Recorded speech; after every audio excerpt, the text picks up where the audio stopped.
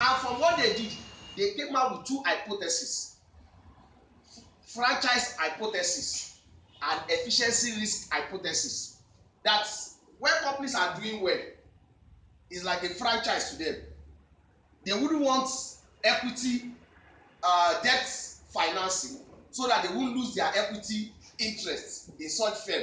So even when they are doing well, it will influence their capital structure choice. The other one says when they are doing well, it will open opportunity for them to source debt financing. They are not even theories, they are just hypotheses that have been tested in the US. And I now identified those two hypotheses. I now tested it in Nigeria for my PhD. My examiner commended that aspect, that's a value addition. Till date, there is no theory that have actually established those two hypotheses. In the corporate finance test, once we teach students, when we get to capital structure, nobody, okay, to the best of my knowledge, have actually looked at that reverse and bring out examples to look at financials of companies that would this be plausible. That is being critical. And that work have actually been published. If you check my profile on ResearchGate, you will see the citations. Is one of my highest citations is from that work. And it was published out of my PhD work. So when you do review, it's not just speaking papers. It's just about being critical. Go back to the textbooks, the textbook knowledge, the theory in that textbook knowledge, and look at them critically. We only teach the textbook knowledge to students as information. We want to relay that information to them as contained. But at undergraduate, we are not always critical that something could be wrong with these theories that we are teaching. As lecturers, as researchers, we are supposed to look at those areas. If you look at those areas and go back to the empirical literatures, we will see that we have a lot of things. And one good thing about, like Prof mentioned, in other climes, in developed countries, they want information, data, research that can explain so many things from this part of the world. If you look at those in economics, the growth theories, Roman and the likes, they did a lot of theories, Aerodoma, endogenous, neoclassical, all kinds of growth theories. But they came to the conclusion that all these theories cannot explain growth in Africa. That Africa has a peculiarity. If you put Aerodoma, it's not working. If you put the neoclassical, it's not working. Endogenous is not also explaining the growth. Africa has a peculiarity. Some people came to the idea that corruption promotes economic growth in Nigeria. That when you have corruption, we are living witnesses. When Jonathan was in office, we all saw what happened. The dollar were flying around illicitly, and our value added in the local economy. Immediately, they brought institution and quote and unquote semblance of governance, and they start tightening up those things. The economy starts shrinking. Some studies have reported that corruption promotes economic growth, and there are studies that say no, growth promotes corruption. But if you look at it very well, growth is not an economic variable. Sorry, corruption is not an economic variable. It's more of an institutional, non-economic variable. But those variables are not usually included by economists in their growth model. Why those people were developing those theories, what they saw were rational human beings, not people that will go and lock billions of naira in a place physically. They believe that such money should be in the bank and in the financial system. They never believe there will be places where people will have billions of naira stock in the septic tank. So they don't believe that somebody could be corrupt and he will still get judgments through the legal process, and if they can bribe a judge, they can't be. They were still a rational human being. So their own, what they saw that would drive economic theory was the Douglas function, K and L, that your output is a function of capital and labor. If you now augment it, that augmentation, good for them, it was open-ended, that you can augment it with so many other variables. That was why they can see that, okay, one of those things that can promote growth in Africa, the quality of institutions. What we are saying in essence is that for every theory that we see, when we are doing review, we have to be critical about it. So, why we do review is to understand the state of knowledge so as to identify the knowledge gap. I'll give you another example. If you look at my own area of capital structure, emphasis is usually on firm level variables that drive financing choice of firms. Theoretically, ranging from the Jensen and Merklin theory, the trade-off theory, the pecking order theory, emphasis has always been what happen at the firm level is what determine the choice of capital structure, choice of debt and equity of firms. But studies have been done. World Bank carried out a study, particularly in developing countries, and they look at the role of non-firm specific factors, particularly macroeconomic factors. Because inflation is key to any organization. When you want to borrow, the level of inflation would actually interact to determine the level of interest rates. And the interest rate will determine whether you go for debt financing at a point or not. So those macroeconomic variables will be very important.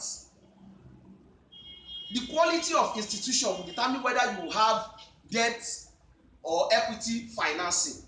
That when you have law enforcement, proprietary rights, repayment policy, and environment that can promote repayment. If somebody is owing you in Nigeria, you will be praying for that person to live long, to be healthy, to be able to make more money, and God should soften his heart so that he can repay. If you take him through the legal process, it's very expensive. Even the government. So in that wise, studies have been done to establish the role of non-firm specific factors, particularly macroeconomic factors, which theories have not actually captured. If you teach capital structure, go and look at the textbooks. Theories have not discernible theory that can explain that macroeconomic factors till date. Even those of us that have done the empirics, we just try to find explanation for it from economic theories to explain the role of macroeconomic factors in explaining capital structure choice of firms. There is no discernible theory to that effect. And those are the things that should agitate our mind. And when we are reviewing theories in our review of literature, our emphasis should be on certain things.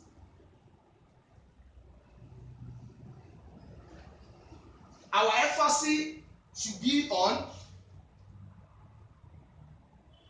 postulation and prediction. What is the theory saying? What exactly is that theory saying? What is the postulation of the theory? What exactly is the postulation? What is this theory relating? What are the underlying assumptions of the theory? Every theory must have assumptions. They must assume something about the economic agent or about the environment where the firm operates. They must have underlying assumptions. From there, you should be able to distill the strength of that theory. Also, the weaknesses of the theories. Because if the theory is too strong and doesn't have weaknesses, there won't be other theories. If other scholars must have identified weaknesses of the theory. While appraising the theory, they must also have identified the strength of the theory. So you must be able to identify all these elements in any theory. What are the strengths of the theory? Not just take the theory to say, you tell us what the theory has said. We ask you, and so what? You must identify what is this theory predicting? What is it suggesting? What is the focus of that theory? What is the postulation? What is it relating? How does it relate variable A to variable B? What has it said is going to happen between variable A and variable B? If you environmental reporting, how can it improve corporate performance? Is there any theory explaining it?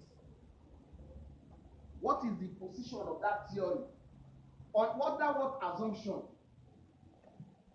What is the strength? Because theories also evolve.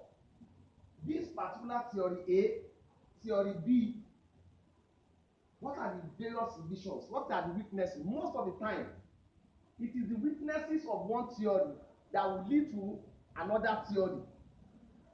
If you take, for example, the capital structure theory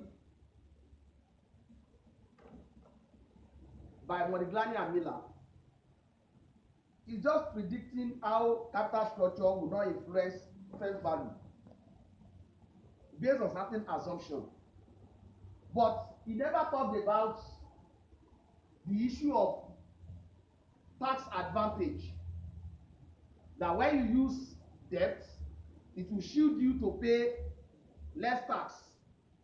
He didn't talk about that. So that was why the trade-off theory comes about, that there is a marginal benefit and marginal cost of using debt. That if you use debt, the benefit is that you pay less tax, but there is a marginal cost.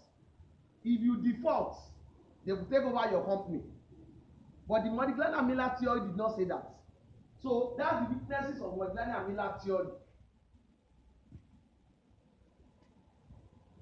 So we have talked about their assumption and their weaknesses. So for every theory that you see, all these elements must be there.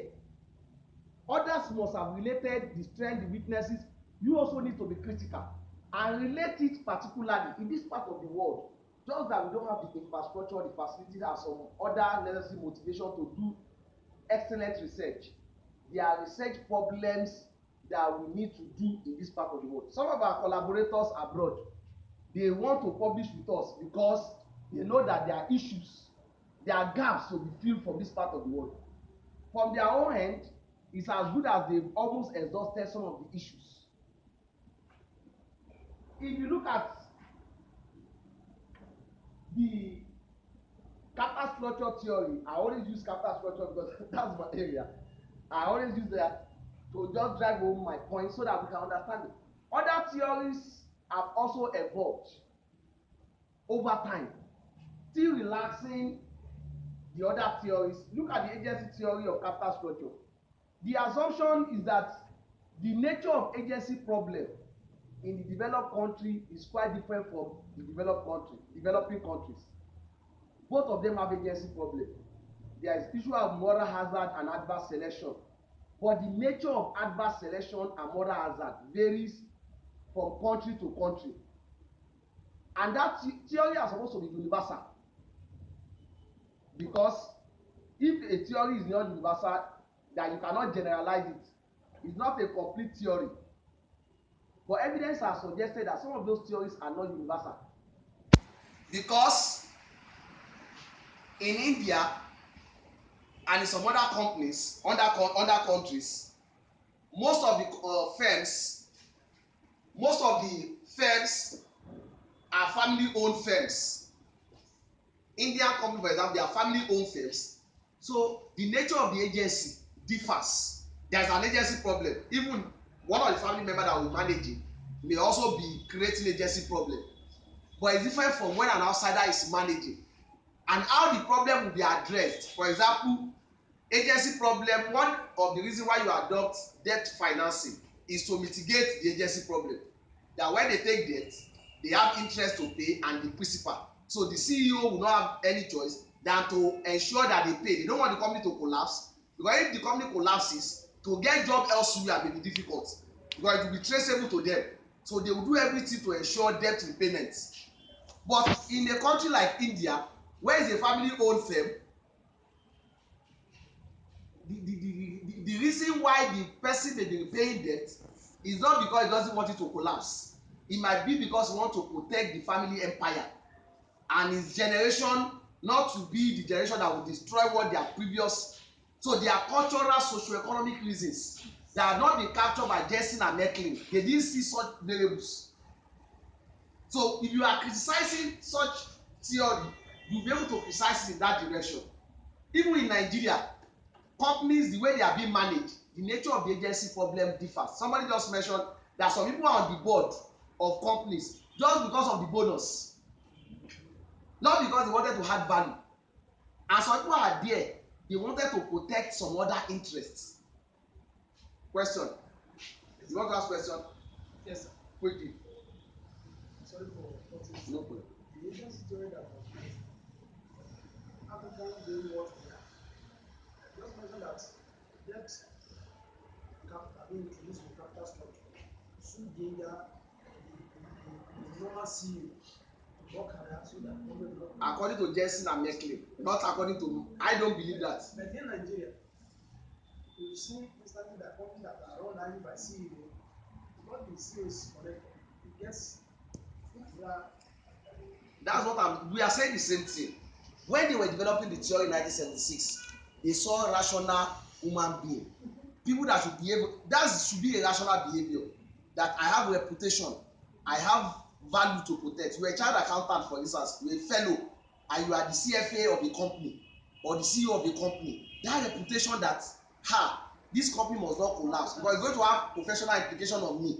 But what do we have today?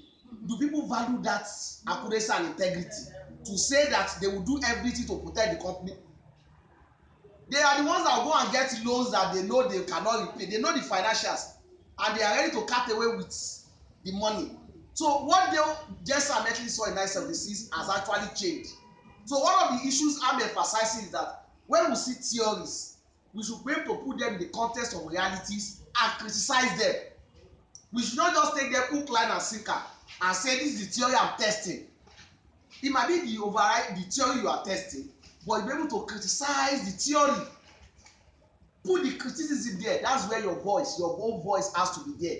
You can only do that when you have read extensively and you're able to observe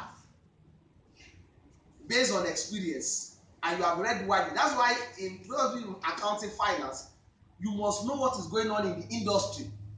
If you want to read and do strong criticism, you must know what is going on. Based on what is going on, you'll be able to critique. When you read magazines, financials, reports, Harvard Review, case studies, you see what has happened. And based on that, you can also do, you are not bringing those things to come and review. You are just for your own knowledge build up to see varieties. Because at PhD, as Dr. Awode as academic, we don't review magazines.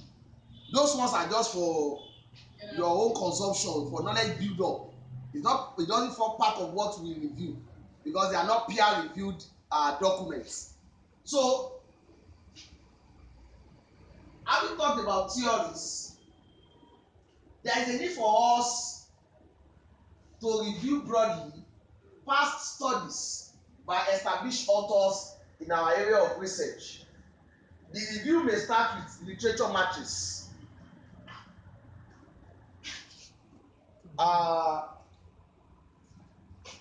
What I mean by literature matrix is just a table of columns and rows. The author, the year of the research, the topic or the problem, the methodology, findings, conclusion, then a column for gap. If we start with this, with the matrix, we can see a lot of things. If you have gotten materials from good database, past studies from different reliable sources, credible sources, you can pick them one after the other. You can use different methods. I'm only convenient with this. There are other variables you can add to the various columns. The author, who are the authors, what year was the study conducted. You can even add the title of the journal. You can even add the rating of the journal. I'm just is liberal. There is no hard fast and you just want to pick out gaps or to see the state of knowledge from the study. What are the methodologies employed? What are the various findings? What is the conclusion drawn from the finding by the scholars? Then what do you see as gaps? Gaps could be topical in terms of the topic that these scholars or this set of scholars have not been able to address this issue. This is the issue they have been able to address. For example, lot of studies have been done on capital structure and firm performance. But if we let capital structure, strategy, and firm performance, people have not focused on strategy. And in financial management, that's why it's strategic. And the kind of strategy the organization is putting in place could determine their financing choice. So that's a topical gap. That's a topical gap. Most of the studies that have been done that look at performance, the emphasis has always been on financial performance. And to appraise performance of companies, it is not only financial performance. There could be several measures of performance. You can also bring a topical gap from that end. You can also look at theories. What are the theories that other studies have used in their various research? What theories have they tested? What are the various theories in the body of knowledge? Which one have they tested? Which one have they have not tested? The way they have tested the theory, what approach have they used?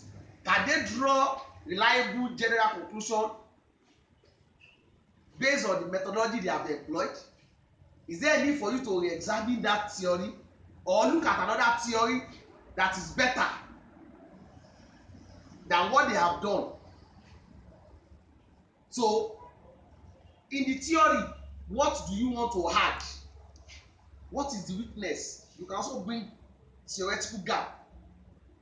What is missing amongst the various variables that have not been tested that you want to test, you want to examine? You can also bring gap in terms of the methodology, the different estimators. Somebody was presenting a seminar paper during this week in my university, and what she was actually looking at is a common thing: macroeconomic variables and oil price volatility also. And one of the novel things I saw in our work as part of our objective is that most studies have tested that same variable or variables using symmetric methodology. And she is saying she wants to test the asymmetric relationship, because when it's asymmetric, that means all the parties will not have the same information, and the rate of adjustment will not be the same, because information will not flow at the same time, which is common to our own economy. We don't know the state of the economy. People in Aso Rock, they have better information. Even amongst those in Aso Rock, it depends on where you are staying in Aso Rock. Even the information could be in London as at now.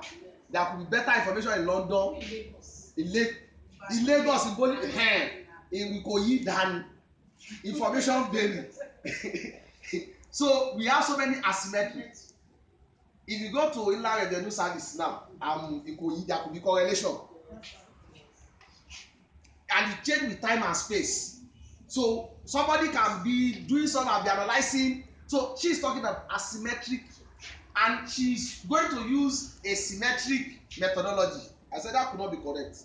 So because we are talking about asymmetric, we have to use asymmetric, and using asymmetric will be a value added. She will be able to tell us what we don't know before through that kind of methodology. So we have to identify the methodology of previous study. Then what are their findings from the various studies they have done? What were they able to find out?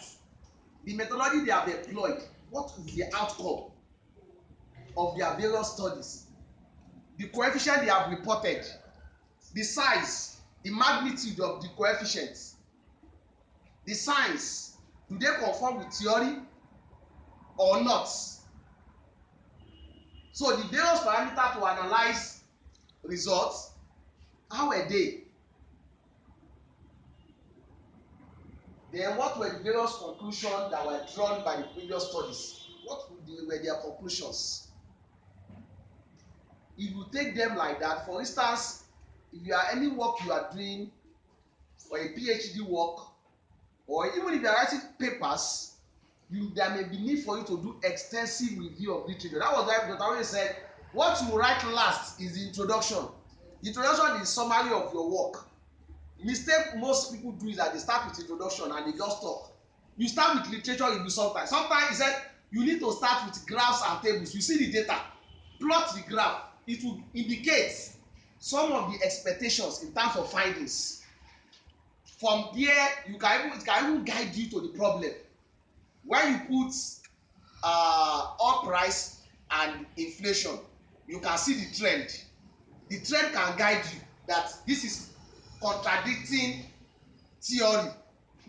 From there you can say in Nigeria between so period it appears oil price is going up, and as going up revenue or development is actually nosediving.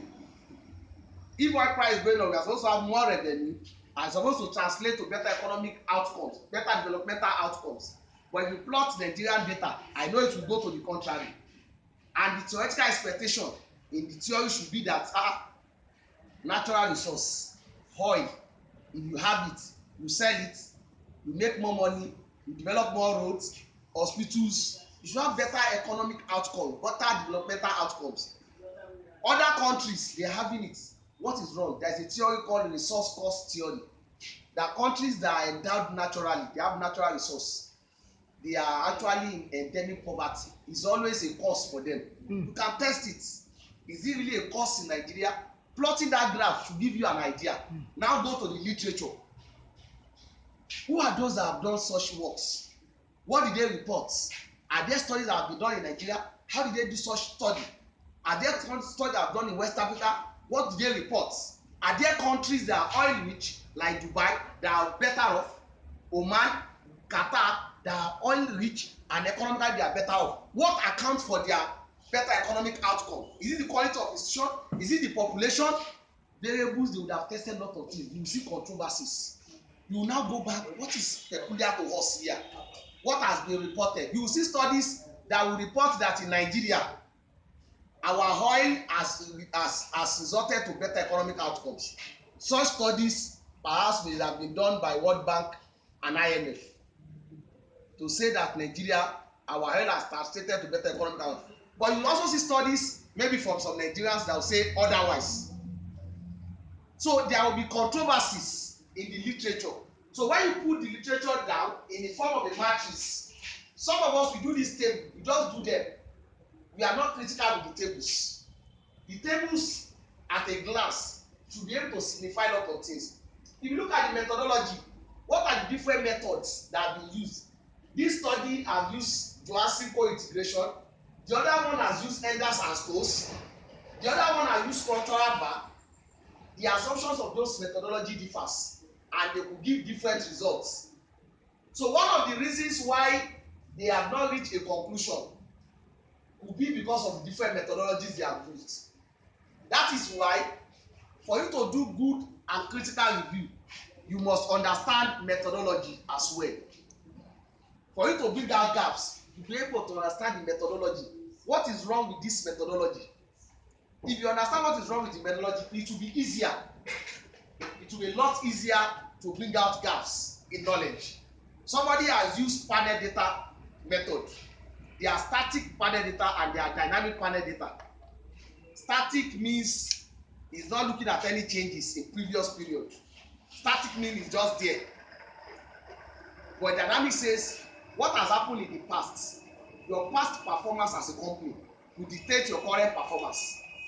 But the other one say no, don't consider the past performance, just the current performance.